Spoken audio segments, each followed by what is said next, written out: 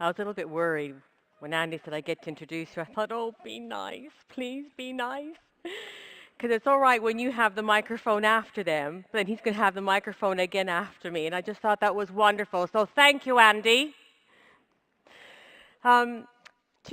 This month, so it's Andy's 20th anniversary with Forever, and it's my 14th anniversary with Forever, which is really almost unbelievable because I can remember going to my first business presentation so clearly, so vividly, as if it was yesterday. You see, my background is very traditional business. I'm Canadian. I came to the UK 20 years ago to be with my husband, Jeff, who's English, and 14 and a half years ago we started a family. I've got two amazing boys who are 14 and a half and 11 and a half years old. And I was on maternity leave when my son was 6 months old. I didn't want to go back to work. I was really unhappy in my corporate job. So despite the great income and the perceived lifestyle it gave us, I knew I didn't want to be doing that for the rest of my career. And I was prepared to earn a lot less money if it meant I would have peace of mind. And a friend of mine who I hadn't known that long, I met her through Baby Group, introduced me to Forever. And to be honest, I didn't really expect myself to be getting involved. I almost went along to the business presentation just out of curiosity and really to support her. And I can remember being absolutely captivated by what I saw. I have to be honest, in fact, I'll always be honest. I didn't really understand all the circles and all those percentages, and you catch me on a bad day today, and I probably still have to think really clearly, which is a good thing. Your income still comes whether you understand the circles and the percentages or not. But what I saw was an opportunity that if it worked for me, maybe, just maybe, somebody like me, an ordinary person, could go on to live a truly extraordinary life. And I got started almost with a bit of hope and not really knowing what to expect. I was excited, I was full of enthusiasm, but my belief really wasn't anywhere near where probably it could have been. I wasn't very confident. I felt the corporate world had really taken a lot out of me. And if I compare where I am today to where I was 14 years ago, I don't recognize myself.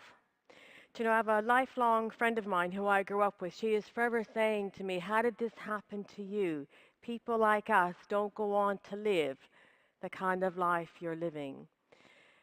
And a key ingredient really has got to be goal setting, goal mapping, being clear about your vision. You can call it whatever you want. And you don't go to any business opportunity meeting, a Forever event, without somebody sometime mentioning, well, you need to know what you want. You have to be absolutely clear about the destination before you can set out on your journey. Otherwise, anywhere will do. And although in the first 8 months I was full of enthusiasm, I really didn't get very far on my business. I kind of faffed around a lot. And 8 months in, I thought I need to get really, really clear about what I wanted. And I knew that I wanted to just give my children a better opportunity or a better start in life than I ever had. And I started to think about, why do some people really go on to excel and others seem to be busy, but absolutely standing still? Everybody sees that, don't you? We all see people flying through life, overachieving, and some people being super, super busy, and in some cases actually going backwards. And at the heart of that is clarity of vision and what you're prepared to work for. And I want to look at goal setting from a different perspective. I want to look at it from the perspective of, if you imagine you're at the end of your life and you're looking back,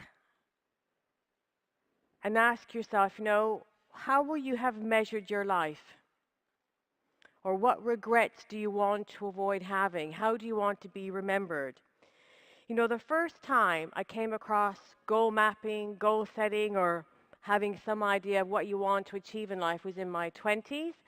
And a good friend of mine, or in my circle of friends, one of the guys named Brett, had just come back from yet another trip to Australia. And he was going on and on and on and on and on about having achieved his life ambition. I thought, how can you have a life ambition at 25? Life ambition because he had climbed Ayers Rock in Uluru.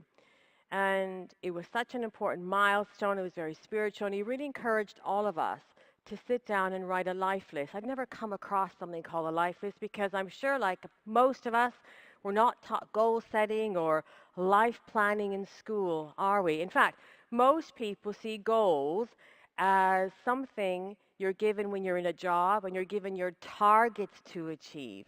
So most people actually, when they join Forever, have a negative connotation to the idea of setting a goal or a target because it's something which has been imposed upon you. So when Brett was talking about all of us sitting down to do a life list, I just thought he was bonkers. I thought there's no way someone like me is ever going to leave Canada, never mind travel around the world to Australia. But he was so insistent that all of this group of friends, we all sat down and wrote a life list. And mine had 127 things on it. And then that list went in a drawer for many, many years. And I'll tell you about that, and I'll show you that in just a second. Because his philosophy was, imagine you're at the end of your life, lying in a hospital bed, and you've got tubes coming in and out of everywhere. It's at that moment you start to think about what have you achieved in your life? How will you be remembered? If you could do something over, what would you go back and do over? What risks would you take? And that has stayed with me all these years. So when I look at goal mapping, I still take that experience from all those years ago, from Brett saying, look at your life from the end, turn around, and ask yourself, what do you want to be remembered for? This book by Wayne Dyer is a beautiful book. I'm not sure that it's in print anymore, but I'm sure you can get it on an ebook or probably used on one of the online sites. It's an absolutely beautiful book and helped me to get clear about my core values. And that's something I'm very, very passionate about. I have built my business on really solid disciplines and traditional core values: integrity, trust, reliability, dependability, and I put those values first before profits. So it's a great book to get your hands on if you can. So when we look at achievers, there are 4 key ingredients: courage, vision, belief, action. And then I ask myself, yes, but will it be worth it? So I'm just going to take a few minutes to share my perspective on those ingredients. So let's look at courage. It takes real courage to dream a big dream. It takes real courage to break away from the norm and say, actually, no, I want something better for myself and my family. You know, because when you decide to pull away from what everybody else is doing and decide to beat your own drum, you have to be ready to be criticized. Listen, I don't know about you. My parents were immigrants. They immigrated to Canada after the Second World War. And I had a very traditional first-generation upbringing with immigrant parents who didn't speak the language, so they had very low-paid jobs. There wasn't a lot of much going around. And to suddenly say, no, I want something better, I was met with a lot of criticism and doubt. And I was told, in fact, my mom still says, you know, people like us don't do things like that. Anybody else heard that? Tell me who heard that growing up. People like us. And who do you think you are? You're getting above your stations. Anybody heard that one? You see, we're more alike than we are different. And I appreciate it takes courage to say, actually, no, I want a better life. And for me, when I started my family, I had no idea what I was going to do. But I was absolutely determined I was going to give them a better start than my parents were able to give us. You know, it takes courage to dream a big dream because you're going to be criticized, but it also takes courage because you will have some failures and disappointments along the way. And anybody ever suffer the humiliation or the sting of publicly announcing a big goal and then not achieving it? How crap does that feel? Yeah? Because you know the critics, they're just waiting, aren't they? They're just waiting to pounce on you and say, I told you so. What did you think you were trying to prove? Am I the only one? Who else has felt that pain? It's hard, and it takes courage not to fall back into your old patterns, into your old habits, and make do. It takes double the depth of courage to stand up and say, you know what, hell no, I'm not going to put up with where I am. I want something better. If we look at goals and what gives you the strength of courage, what is fuel to help you dig deeper? Because, you know, what I've learned is we're all capable of much, much more than we ever realize we are. We have deeper reservoirs of courage and drive and ambition, and we're capable of so much more. And what helped me to access that courage and strength and drive is understanding that you have to get to the why behind the what of the goal. And I've just given you some examples on the screen. You know, the what can be the holidays, the school fees, being debt-free, paying your credit card off, helping your family, whatever your what is. The why is the emotions behind it. You see, ultimately, our emotions drive our decisions and our behavior. And I want to share a personal story. Some of you have heard it before, and I've got some pictures I'm going to share with you a bit later. When I was in my early days of my corporate career, I flew out. I was in marketing. I flew out to Winnipeg, Manitoba, to meet a supplier. It was a privately owned company, and the owner's son collected me from the airport. And the owner's son was driving his dad's car, and it was an XJ12 Jaguar. It was I'd never been in a Jaguar before. And I know nothing about cars. I just knew it was posh and expensive. And it was dark forest green with tan leather interior, had a wooden steering wheel and wooden dashboard, and I was just absolutely wowed, floored. And I thought, wow, this must be what it's like to be successful. This is what it must be like to be rich. And I thought, you know, one day I'm going to have me one of these Jaguars. I had no idea how. You know, at that point in my life, I don't think I ever spent more than $500 on a car. They were wrecks. I always drove wrecks because that's all I could afford. So when I joined Forever, the idea of achieving car plan was pretty significant because that's how I could achieve that car. But the why was the feeling of success, achievement, financial freedom, no longer having to, I hate that B word, budget. I hate that. That word is not allowed in my house, and the words I cannot afford. I don't say those words either in my house anymore.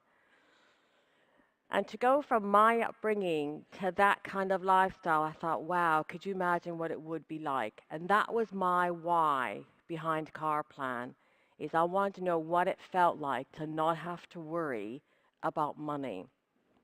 There are 2 books I recommend here. Jim Rohn's 7 Strategies for Wealth and Happiness will help you to get clear about your priorities and your whys. And Brian Main's Goal Mapping is just one of my absolute, probably my favorite book, and the book that's had the most impact on me in my life, because it will teach you some great tools of how to stay focused on those priorities in your life. I saw the film We Bought a Zoo. Anybody seen this film, We Bought a Zoo? It's a phenomenal film. And there's a point in there with Benjamin Mee, the key character, says, you know, sometimes he's mentoring, giving his son some advice. And he says, you know, sometimes all you need is 20 seconds of insane courage. Just literally 20 seconds of just embarrassing bravery. And I promise you, something great will come of it. You know, I've worked with so many people, and people are so afraid to admit what they really want from this business because they're embarrassed. They think they may be judged, because for a lot of people, it's not the material things. It's the way they're going to feel. It's that they want to be successful. They want to know what it's like to be recognized for something that they've done off their own back. And it's a real turning point to help people have the courage to just admit to themselves what is really, really important, because it becomes like rocket fuel. After seeing that film is based on a true story of Dartmoor Zoological Park, and I thought, wouldn't it be great to go to that zoo? So we set that as a goal, and surprise, surprise, we went and we got to meet the real Benjamin Mee.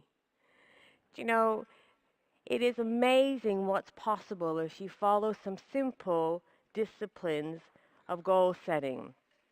And vision is a second ingredient, and probably the biggest tool. It's going to help you achieve those big, big, big goals, real life-changing goals. And I can remember the first time I was encouraged to sit down and do a dream book. My gosh, Jeff and I, two corporate heads, said we haven't got time to cut and paste pictures. We're far too busy to do that. And it's all a bit airy-fairy and a bit American.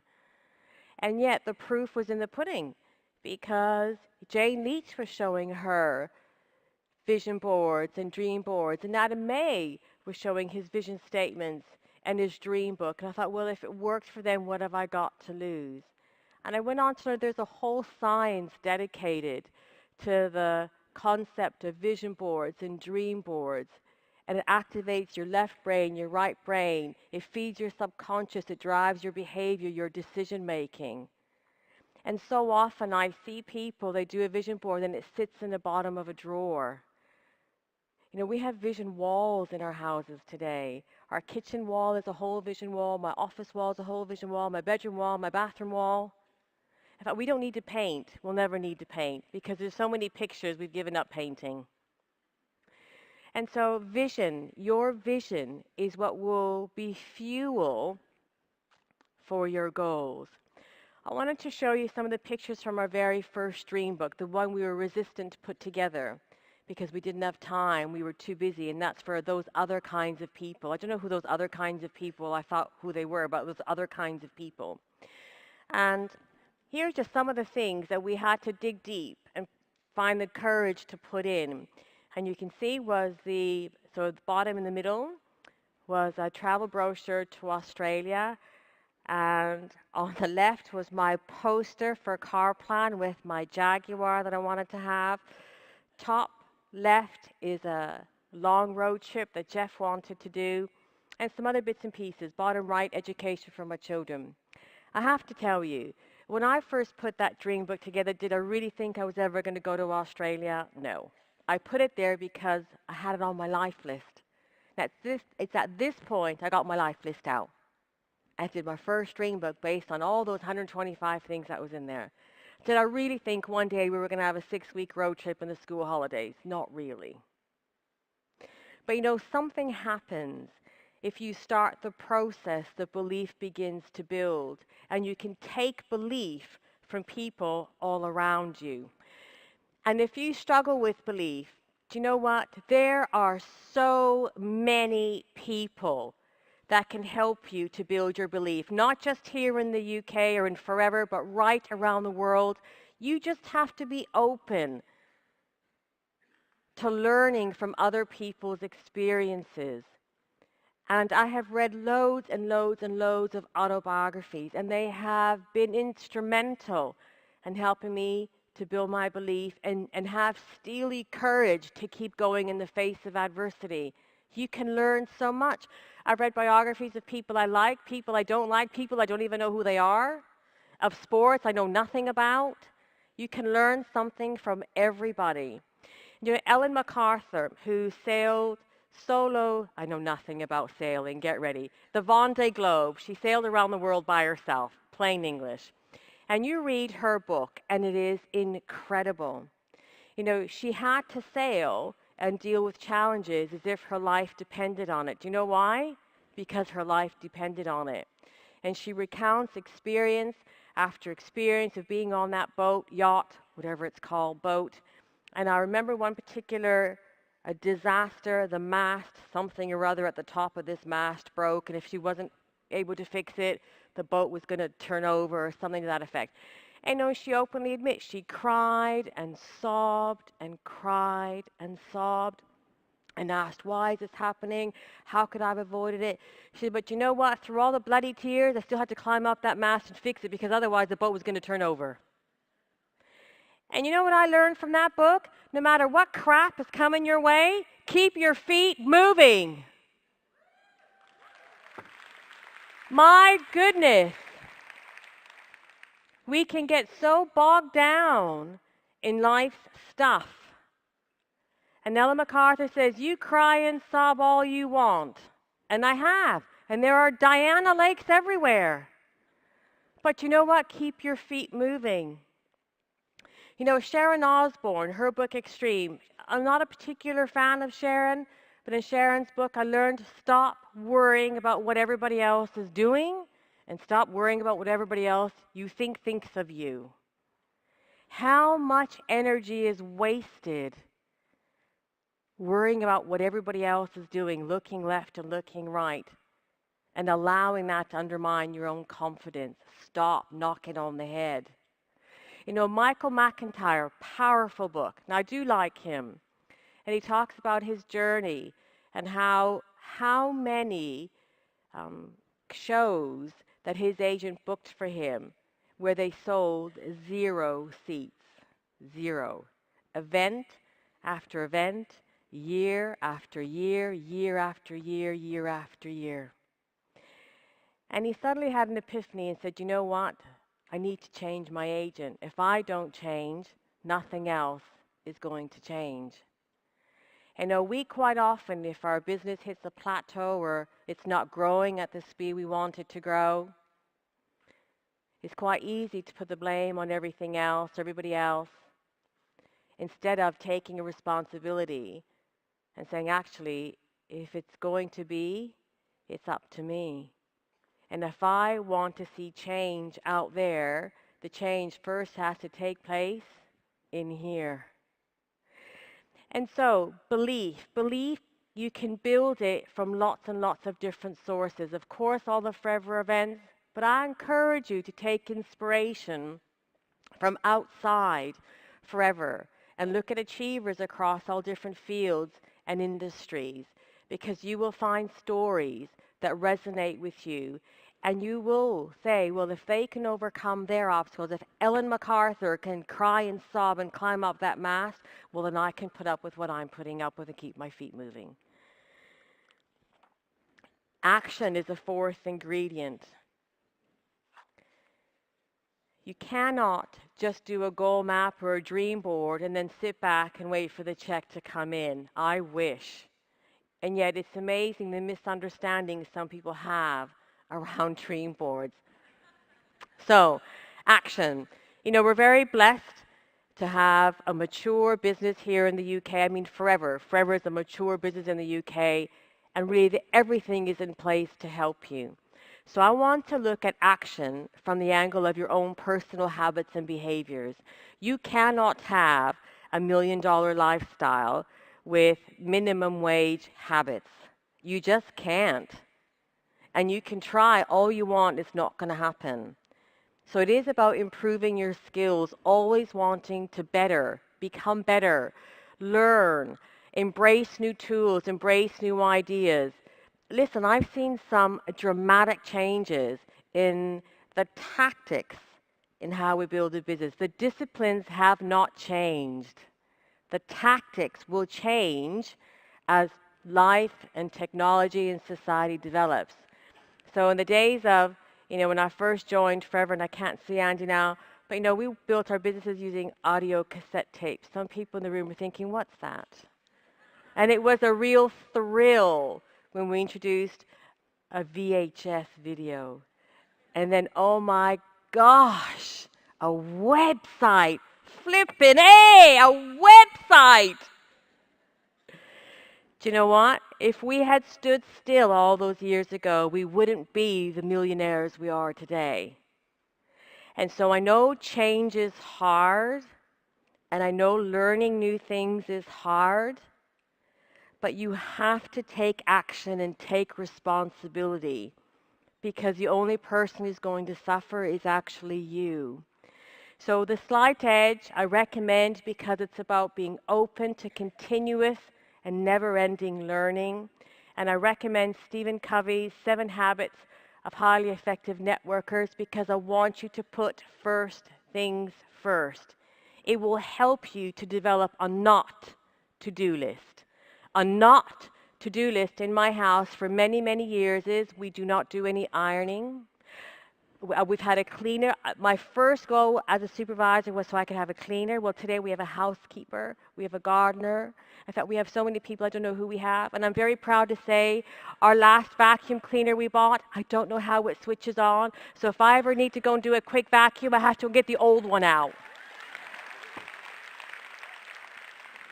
Yeah, if my mom hears that and she says, people like us should not be saying things like that. You see? In the face of adversity. So, it will help you to develop a not to-do list. Because we all have busy lives. And to get from where you are to where you want to be, something has to give. And success does not happen in a straight line. There are going to be disappointments. There are going to be some really big disappointments. And unless you're absolutely crystal clear about your why, your vision, why you're here, what's important to you, what your plan of action is, you will get knocked off course. You know, in my business some years ago, quite some years ago now, I had a really, really good friend of mine joined my team, got to assistant manager, did a base month for manager of 56 case credits, and then just decided it wasn't for her. And I said, don't you think we should just do one more month and get you to manager? She said, no, I just don't want to do this anymore, and left.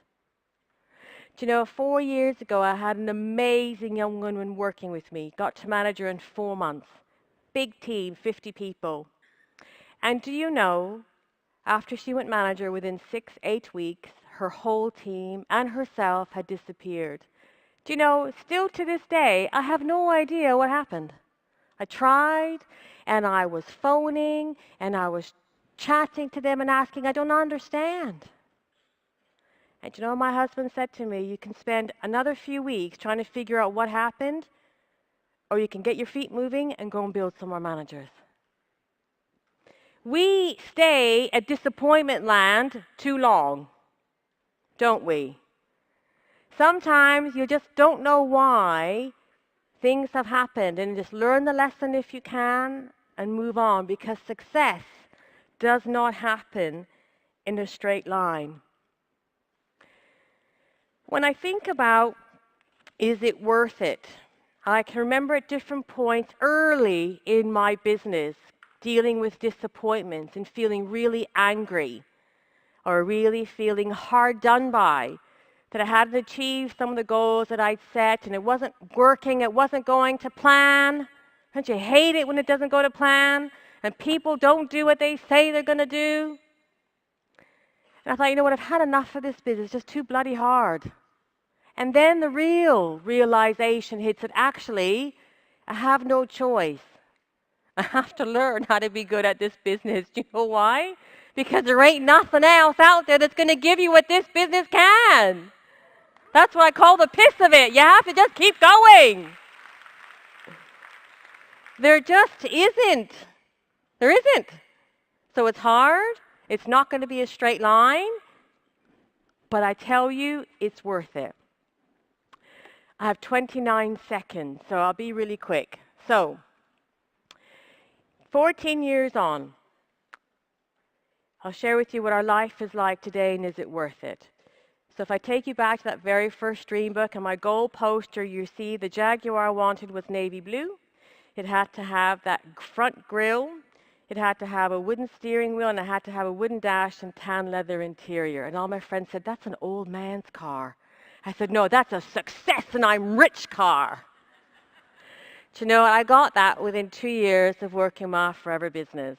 And that's the real car on the big picture, and it was identical to the picture on my vision board. And I love that car. It just meant so much to me. I know nothing about cars. It just meant I was not going to have to live the life my parents lived. That just maybe I could give my children a better start. That maybe, just maybe, I could help my family in ways that my family didn't get help from their family when they needed it. It was a real threshold for me. Such an important threshold that I drove that car for years and years, and I was reluctant to trade it in. And then 3.5 years ago, doing 90 miles an hour on the outside lane of the M4, 10 o'clock at night, I hit a deer head on. And I totaled the car. I was fine. Luckily, the deer went under and not over. And I totaled the car. And it wasn't repairable because it was an old car. And you know, I was still reluctant to get rid of it. It sat on my drive for 3 years.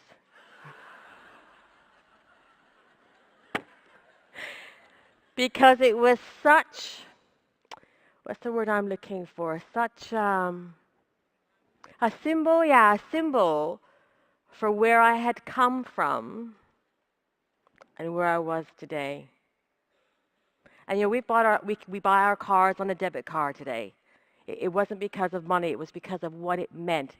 And you see, do your whys mean that much to you? That it just, you're reluctant to let things go because they're so important. I did finally let it go. We donated the car to charity, to a charity that provides clean water to villages in Africa. So that was the car being towed away, finally, last October. Finally, 3 years after it sat there, wrecked to pieces. So was it worth it? Yeah. Was it worth it, overcoming the challenges? You bet, yeah. These are my boys. These are my amazing, inspiring boys. Do you know, when I look at my kids today at 11 and 14 years old, and I compare them with where I was, or my brothers and my sister and I were at 11 and 14, it's a different world. And you know what? I did that. And listen, I didn't go to private school. I didn't know anything about private. I was more nervous about my boy. When my kids started private school, my husband said to me, "It's not them I'm worried about, it's you." He said, you're so nervous. So I don't fit in. I don't fit in with those kinds of people. He said, "You are those people." But you know, I was 22 when I first got on a plane. My kids have traveled the world. They're experienced travelers. I wanted that for them. They can walk into any room and meet any group of people and feel confident and comfortable in their own skin. That's what I wanted. And their education is helping to. They're at top private schools in Oxford. And they have amazing futures ahead of them. Forever has done that. Was it worth it? Yeah. That was when I went to Australia. I went to Uluru, Ayers Rock. I never, ever, ever, ever thought I would do that. I still can't believe I did that. And when I did that, I thought, bloody Nora, if I can do that, I can do anything. Anything. Forever did that. Was it worth it? Was it worth missing all the parties I missed? You know, it's Jeff's birthday today. I haven't had a birthday with Jeff in 4 years because we always do the Blinking Manager Summit on Jeff's birthday. So was it worth it? Was it worth it missing his birthday? I missed a party last night. I missed a party last week, Friday night. Was it worth the sacrifices? You know, this trip, the 6-week road trip Jeff wanted to do, which went in our very first dream book. There's my son. He's just 6 months old in that picture. People like me don't have 6-week holidays. And 4 years ago, we did that. We took the summer off, and we did a road trip along south of France and North Spain. In the same year, we had a month in Australia. In the same year, we had a month in Canada.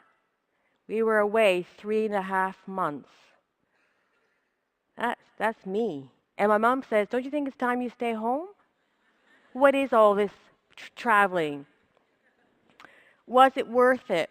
You know, my husband gave up his job 9 years ago. My kids don't know anything different than my husband being at home. And, you know, I always say that it takes time and a calm environment to instill your values in your children. To instill deep values and deep disciplines doesn't happen when you're racing around like headless chickens, being busy. And we have that gift of time. We have real time with our children.